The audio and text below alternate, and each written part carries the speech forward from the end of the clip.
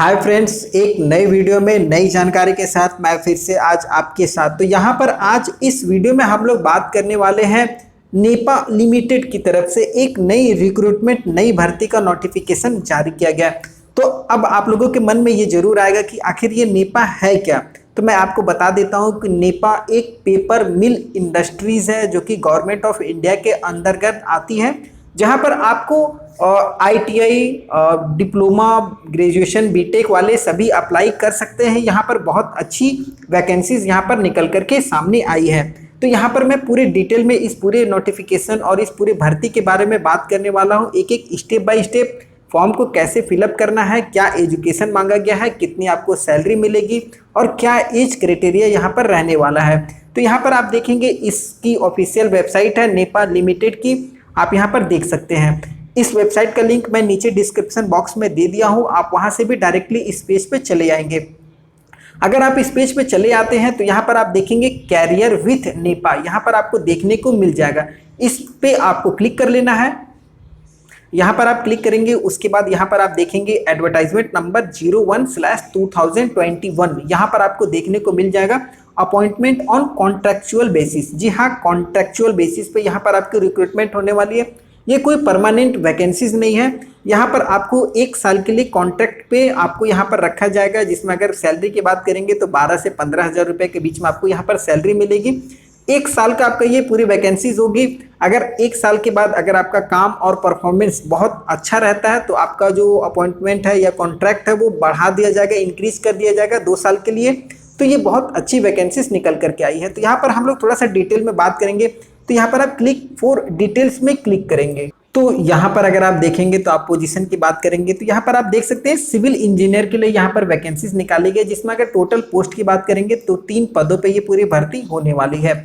Salary की बात करेंगे तो सैलरी आपको 20,000 रुपये पर महीना आपको मिलने वाला है यहाँ पर। और यहाँ पर आप देखेंगे अगर एज लिमिट की बात करेंगे तो 45 साल तक आप यहाँ पर अप्लाई कर सकते हैं। तो ये यहाँ पर एज का जो क्राइटेरिया बहुत अच्छा दिया गया। उसके बाद क्वालिफिकेशन आप देख ही सकते हैं भाई, सिविल इंजीनियर की पोस्ट है तो आप मिनिमम बीटेक तो आपका यहाँ पर सिविल से होना चाहिए, जो कि 55% आपका यहाँ पर रखा गया है। एक्सपीरियंस की बात करेंगे तो मिनिमम 5 साल का एक्सपीरियंस आपसे यहाँ पर मांगा गया है रिलेवेंट फील्ड में, जिस फील्ड में आप अप्लाई करेंगे। उसके बाद जॉब स्पेसिफिकेशन आपका क्या रहेगा तो यहाँ पर आप देखेंगे एक्सपीरियंस फील्ड होना चाहिए, आप यहाँ पर पीएमसी में या ईपीसी या रियल एस्टेट में आपका होना चाहिए। उसके बाद candidate should have relevant experience in construction related activities. जी हाँ, आपका कंस्ट्रक्शन रिलेटेड एक्टिविटीज़ में आपका एक्सपीरियंस होना चाहिए। उसके बाद candidate should have experience in handling contract या एस्टिमेशन, तो आप कॉन्ट्रैक्ट हैंडलिंग कर सकते हैं, टेंडरिंग कर सकते हैं, रेट एनालिसिस कर सकते हैं। इस तरीके से आपके पास एक्सपीरियंस होना चाहिए। उसके बाद नीचे अगर हम लोग बात करेंगे अगले पोस्ट के लिए तो यहाँ पर आप देख सकते हैं डीसीएस और क्यूसीएस ऑपरेटर। तो ये 2 ऑपरेटर की अभी वैकेंसीज है, जिसमें आपको 6 पदों पर ये पूरी वैकेंसीज निकल करके सामने आई है। इसमें सैलरी की बात करेंगे तो 20,000 रुपये पर मंथ यहाँ पर दिया जाएगा। एज आपका वही 45 साल से कम वाले अप्लाई करेंगे। एजुकेशन की बात करेंगे तो बीटेक आपका आईटी या एमसीए से होना चाहिए। मिनिमम 55% आपका यहाँ पर रखा गया। आप चाहे तो केमिकल इंजीनियरिंग या इंस्ट्रूमेंटेशन इंजीनियरिंग वाले भी अप्लाई कर सकते हैं। एक्सपीरियंस की बात करेंगे तो मिनिमम 5 साल का एक्सपीरियंस यहाँ पर आपसे मांगा गया है। जॉब डिस्क्रिप्शन की बात करेंगे तो कंट्रोल सिस्टम डीसीएस और क्वालिटी कंट्रोल सिस्टम आपके पास नॉलेज होना चाहिए, पेपर मशीन का और पेपर प्रोसेस इंडस्ट्रीज प्रेफरेबल जो भी हैं वो यहाँ पर एलिजिबल माने जाएंगे। उसके बाद नेक्स्ट पोजीशन की बात करेंगे तो पेपर मशीन ऑपरेटर। जी हाँ, पेपर मशीन ऑपरेटर की यहाँ पर 15 पदों पे वैकेंसीज निकाली गई है, जिसमें सैलरी आपको 20,000 रुपये पर महीने यहाँ पर मिलने वाली है। उसके बाद अपर एज लिमिट की बात करेंगे तो 50 साल यहाँ पर आपका एज वाले अप्लाई कर सकते हैं। एजुकेशन की बात करेंगे तो डिप्लोमा आपका होना चाहिए या फिर आप आईटीआई किए हो। ट्रेड में किसी भी जो भी रिक्वायरमेंट ट्रेड है, जैसे मैकेनिकल हो गया या प्रेफेबर, जो भी ट्रेड आपका पेपर मशीन ऑपरेटर में लगता है उस ट्रेड से आपने अपना डिप्लोमा या आईटीआई किया हुआ होना चाहिए, जिसके साथ ही साथ आपके पास 15 साल का यहाँ पर एक्सपीरियंस मांगा गया पेपर मशीन इंडस्ट्री में आप वर्क किए हो। उसके बाद अगर नीचे आप देखेंगे तो मिनिमम 4 इयर्स का एक्सपीरियंस आपको यहाँ पर पेपर मशीन ऑपरेशन में, और उसके साथ ही साथ आप एक्वायरिंग एसेंशियल क्वालिफिकेशन और जो भी क्वालिफिकेशन एक्सपीरियंस वगैरह है सबके आपके पास यहाँ पर होना चाहिए। जॉब स्पेसिफिकेशंस की बात करेंगे, एक्सपीरियंस आपका फील्ड ऑपरेशन और पेपर मशीन में आपका यहाँ पर रहने वाला है। उसके बाद नीचे अगर हम लोग आएंगे तो पोजीशन की बात करेंगे तो आईटीआई फिटर वाले जो भी हैं यहाँ पर एलिजिबल हैं, जिसमें आपको टोटल 6 पदों पे वैकेंसीज होगी, जिसमें आपको 12,000 रुपए की सैलरी मिलने वाली है। एज की बात करेंगे तो 33 साल के कोई भी कैंडिडेट अप्लाई कर सकते हैं। अगर आप फिटर से आईटीआई किए हो तो आप यहाँ पर एलिजिबल है, 55% वाले अप्लाई कर सकते हैं। एक्सपीरियंस आपका यहाँ पर 2 साल का एक्सपीरियंस मिनिमम मांगा गया है रिलेवेंट फील्ड में, जिस फील्ड से आप अप्लाई करेंगे।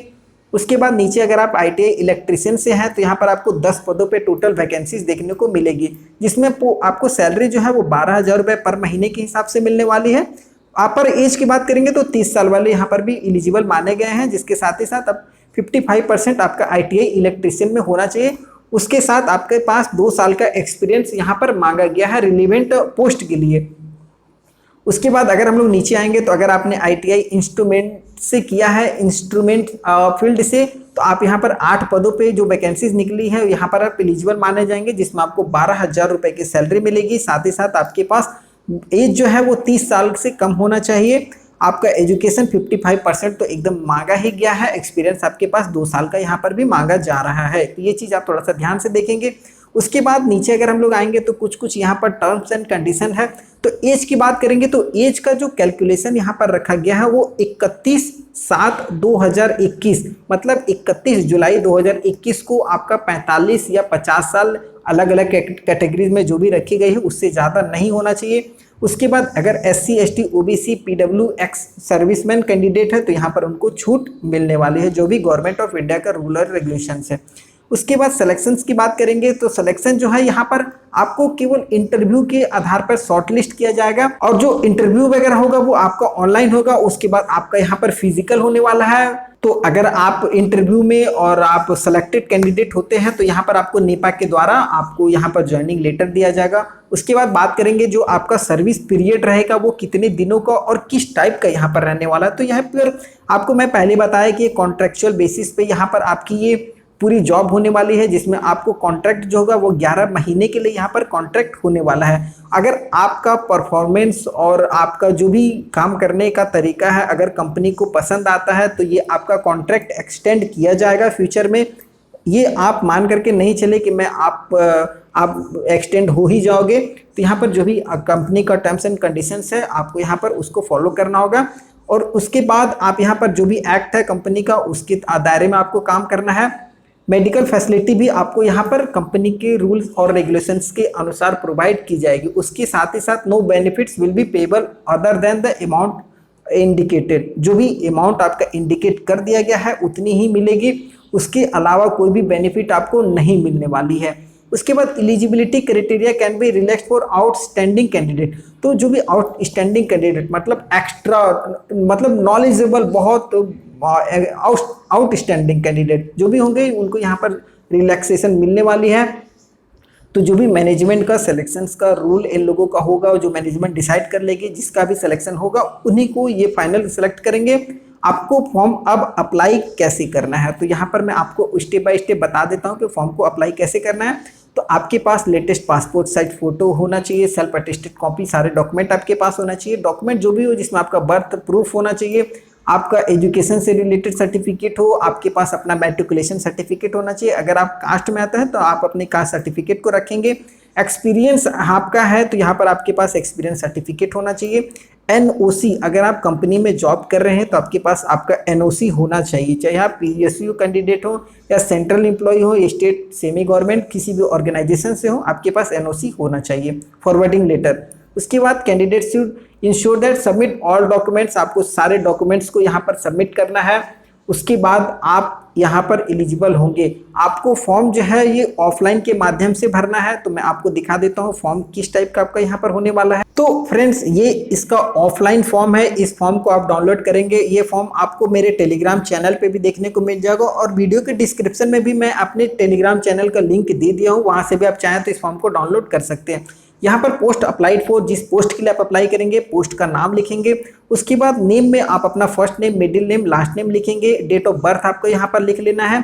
उसके बाद अगर लेडीज हैं तो हस्बैंड नेम, और अगर यहाँ पर आप देख सकते हैं in case of married women, अगर मैरिड वुमेन है तो आप अपने हस्बैंड का नाम यहाँ पर लिखेंगे। उसके बाद यहाँ पर आपका प्रेजेंट एड्रेस जो भी हो, हाउस नंबर, सिटी और स्टेट जो भी हो आप अपना एड्रेस पूरा लिखेंगे। उसके बाद आपका मोबाइल नंबर, ईमेल आईडी यहाँ पर आप मेंशन करेंगे। उसके बाद नीचे आप अपने परमानेंट एड्रेस को यहाँ पर फिल करेंगे। सेक्स में आप मेल फीमेल जो भी हैं, मैरिटल स्टेटस में सिंगल, अनमैरिड, मैरिड जो भी हैं। उसके बाद नेशनलिटी आप अपना यहाँ लिखेंगे, इंडियन है तो इंडियन लिखेंगे। रिलीजन में आप जो भी हैं, हिंदू, मुस्लिम, सिख, ईसाई। उसके बाद होम टाउन एंड स्टेट, आप अपने होम टाउन का नाम, जैसे आप जिस भी सिटी से आते हैं आप अपने सिटी का नाम लिखेंगे और अपने स्टेट का नाम लिखेंगे। उसके बाद आप जिस भी कैटेगरी में आते हैं, SC ST OBC PH VH जो भी कैंडिडेट है आप अपना यहाँ पर मेंशन करेंगे। उसके बाद अगर आप मान लीजिए SC ST OBC में आते हैं तो आप अपने कास्ट को यहाँ पर मेंशन करेंगे। जैसे आप यादव हैं तो यादव में ग्वाला है तो आप अपना यहाँ पर उसको मेंशन करेंगे। उसके बाद अगर आपके पास आपका पासपोर्ट नंबर है तो उस पासपोर्ट डिटेल को यहाँ पर फिल करेंगे। नीचे अगर आप आएंगे तो यहाँ पर आपका एजुकेशन डिटेल्स यहाँ पर मांगा गया है, तो आप अपने एग्जामिनेशन जो भी आपने पास आउट किया है उस पूरे डिटेल को यहाँ पर लिखेंगे। जैसे अगर आपने ITI लास्ट आपका है तो ऊपर में ITI लिखेंगे। उसके बाद अगर आपने 12th किया है तो 12th का लिखेंगे, नीचे आपने 10th का डिटेल लिखेंगे। पूरे परसेंटेज के साथ जिस भी ट्रेड से, जिस भी सब्जेक्ट से आपने किया है सारे डिटेल को यहाँ पर फिल करेंगे। उसके बाद नीचे आप वर्क एक्सपीरियंस, जिस भी कंपनी में आप काम किए, किस पोस्ट पे काम किए और आपका सर्विस ईयर कितना साल का रहा, पे स्केल आपका क्या था, टोटल इमोलमेंट आपका कितना था, मेजर रिस्पॉन्सिबिलिटीज, आपकी रिस्पॉन्सिबिलिटी वहाँ पर क्या थी, वो सब कुछ यहाँ पर आप मेंशन करेंगे। उसके बाद प्रेजेंट टेकिंग होम पे पर मंथ, यहाँ पर आप देखेंगे details of present salary and benefits जो भी आपको मिलती थी, ये सारे कुछ को यहाँ पर डिटेल को फिल कर देना है। उसके बाद लैंग्वेज, आप हिंदी इंग्लिश के अलावा अगर आप बोलना लिखना पढ़ना सब कुछ जानते हैं तो यहाँ पर आपको लिखेंगे। अगर उसके अलावा हिंदी इंग्लिश के अलावा कोई लैंग्वेज है तो आप उसको यहाँ पर मेंशन करेंगे। उसके बाद समर वेकेशनल प्रोजेक्ट वर्क, अगर आपने किया हुआ है ट्रेनिंग के दौरान कोई भी प्रोजेक्ट वर्क या ट्रेनिंग वगैरह किया है तो आप अपने डिटेल को यहाँ पर फिल करेंगे। किस कंपनी से आपने अपना समर वेकेशनल ट्रेनिंग किया था वो आप अपने यहाँ पर मेंशन करेंगे। मेंबरशिप ऑफ प्रोफेशनल ऑर्गेनाइजेशन, अगर आप किसी प्रोफेशनल ऑर्गेनाइजेशन में मेंबरशिप है तो आप यहाँ पर उसको मेंशन करेंगे। किस टाइप का आप मेंबरशिप है उसको भी आपको यहाँ पर मेंशन करना है। एक्स्ट्रा करिकुलर एक्टिविटीज़ अगर आपका कुछ है, हॉबीज स्पोर्ट्स वगैरह, तो आप यहाँ पर उसको डालेंगे, नहीं है तो छोड़ देंगे। एनी अदर इन्फॉर्मेशन, आपके पास कोई अदर इन्फॉर्मेशन, आपकी कुछ अलग जानकारियाँ हैं तो आप यहाँ पर उसको फिल करेंगे। नीचे आप आएंगे तो आपका फैमिली डिटेल्स यहाँ पर आपको फिल करना है। तो do not leave the portion Anfield if not applicable indicate the same, अगर आपको ये नॉट एप्लीकेबल है तो आप यहाँ पर छोड़ देंगे।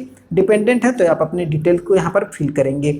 उसके बाद यहाँ पर आप देखेंगे रिलेटिव एम्प्लॉय नेपा, अगर आपके कोई भी एम्प्लॉय जैसे आपके कोई भी रिलेशनशिप में नेपा में काम करते हैं तो उनका यहाँ पर डिटेल आपको फिल करना है। उसके बाद have you been employment in this company before, इससे पहले अगर आप इस कंपनी में नेपा में जॉब किए हुए हैं तो यस करेंगे, वरना नो करेंगे। Are you prepare to serve anywhere in India, अगर आप भारत में किसी भी जगह काम करने के लिए राजी हैं तो आप यहाँ पर यस करेंगे, वरना नो करेंगे। हैव यू अरेस्टेड, अगर आपका कोई क्रिमिनल केस वगैरह है तो यहाँ पर यस करेंगे, नहीं है तो नो करेंगे। Have you been ever abroad for the following particulars, अगर आप अबॉर्ड हुए हैं आप मतलब किसी एग्जामिनेशंस वगैरह में तो आप यहाँ पर उसको फिल करेंगे। उसके बाद नीचे आप देखेंगे रेफरेंस, अगर आपका कोई रेफरेंस हो, कोई जानकार हो कंपनी में, किसी रेफरेंस के थ्रू आप जा रहे हैं तो आप यहाँ पर उसके नाम, उनका एड्रेस, उनका मोबाइल नंबर डालेंगे। उसके बाद नीचे डिक्लेरेशन में आप डेट लिखेंगे जिस दिन आप फॉर्म अप्लाई कर रहे हैं, उस आप अपना सिग्नेचर यहाँ पर फिल करेंगे।